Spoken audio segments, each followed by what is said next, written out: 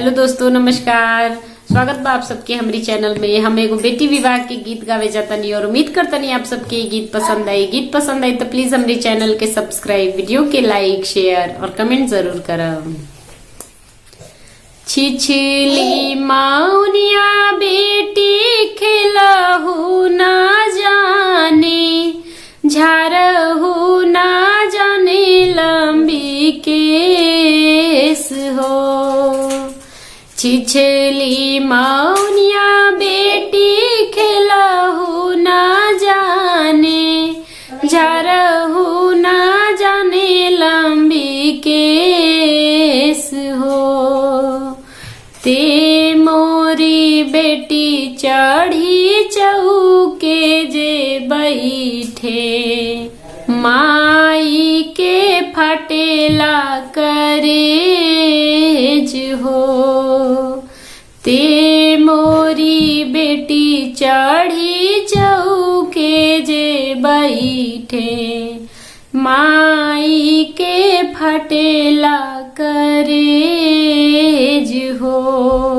के हो मोरी बेटी के भोर जगई है, केरे जलाली हले खाड़ हो। के हो मोरी बेटी के भोर जगई है, केरे जलाली हले ठाड़ हो। केरे मोरी बेटी के दतुआनी दी है, केरे लगई है सिरा तेल हो।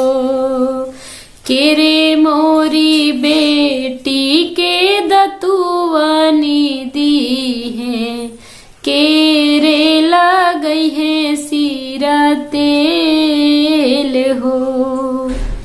सासू मोरी बेटी के भोर जगई है, ननद जलाली हले ठाड़ हो। नाउन मोरी बेटी के दतुआनी दी है, उहे रे लगई है सिरा तेल हो। नाउन मोरी बेटी के दतुआनी दी है, उहे रे लगई है सिरा तेल हो। सिखही ना पाई मैया गुनवा सहुरवा, सिखली ना राम रसोई हो। सिखही ना पाई मैया गुनवा सहुरवा, सिखली ना राम रसोई हो। सासु ननद मिली भैया गरी आई है, हमसे सहल नाही जाई हो।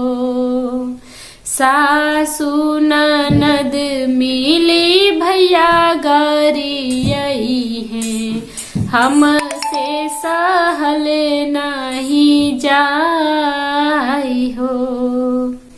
सीखी ले हूँ बेटी हो गुनवा सौरवा, सीखी ले हूँ राम रसोई हो।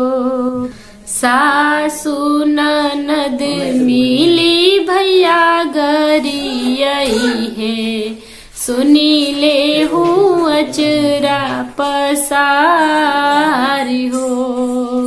सासु ननद मिली भैया गरी आई है, सुनी ले हूँ अचरा पसारी